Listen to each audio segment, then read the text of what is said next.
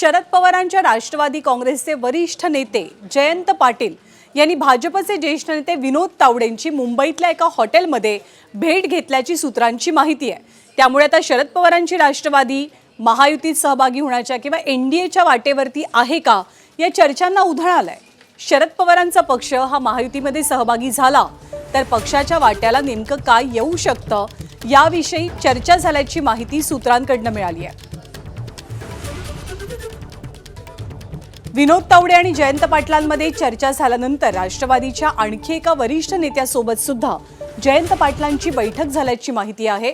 दरम्यान जयंत पाटलांनी भेट झाल्याचं मान्य केलंय, मात्र चर्चेचा तपशील गुलदस्त्यामध्ये आहे। त्यामुळे आगामी काळात राज्यातल्या सत्तेचं गणित किंवा राज्यातलं राजकारण त्याची समीकरणं पुन्हा एकदा बदलणार का याच्या जोरदार चर्चा रंगू लागल्यात। विनोद तावडे जयंत पाटील या दोन नेत्यांची एक भेट झालेली आहे, बैठक झालेली आहे।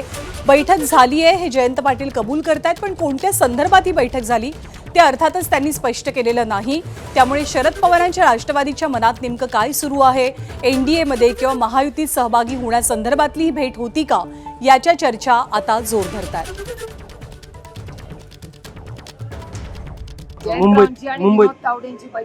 मुंबईत मला नाही माहिती बैठक झालेली, तुमच्या यामध्ये अशी चर्चा झाली की विनोदजी आणि मी अनेक वेळा भेटलेलो आहे। आम्ही दोघं एका कमिटीत आहोत, जॉईंट पार्लमेंटरी कमिटी आहे कॉर्पोरेट लॉची। त्या कमिटीमध्ये मी आणि विनोदजी गेल्या महिन्याभरात 20 वेळा भेटलो असतो। आणि ते एकटेच नाही, भारतीय जनता पक्षाचे अनेक लोक, कारण का सगळ्याच पक्षाचे लोक।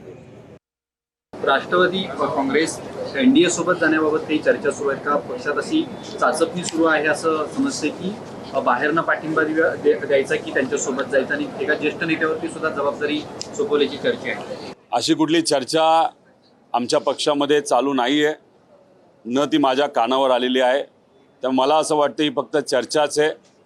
त्यामुळे या चर्चेवर लक्ष न देता आज कुठं ना कुठंतरी आमच्या पक्षाकडनं युवांचे, विद्यार्थ्यांचे, शेतकऱ्यांचे, कष्टकऱ्यांचे, सामान्य लोकांचे प्रश्न जे मांडले जातात त्याच्यावर कुठेतरी लक्ष दिलं पाहिजे। आणि सरकारला विनंती आहे की आम्ही जे मुद्दे मांडतो त्याला कुठं ना कुठेतरी न्याय मिळाला पाहिजे। आणि या सगळ्या चर्चांच्या दरम्यान अतिशय मोठं विधान केलंय ते राज्याचे मुख्यमंत्री देवेंद्र फडणवीसांनी। महाराष्ट्रातनं एनडीए मध्ये कोणताही नवीन पक्ष येणार नाही असा दावा त्यांनी केलाय। कोणताही नवीन पक्ष आता महायुतीत सहभागी होणार नाही आणि आम्ही कुणालाही सोबतच्या कुणालाही सोडणार नाही असंही मुख्यमंत्री म्हणतात।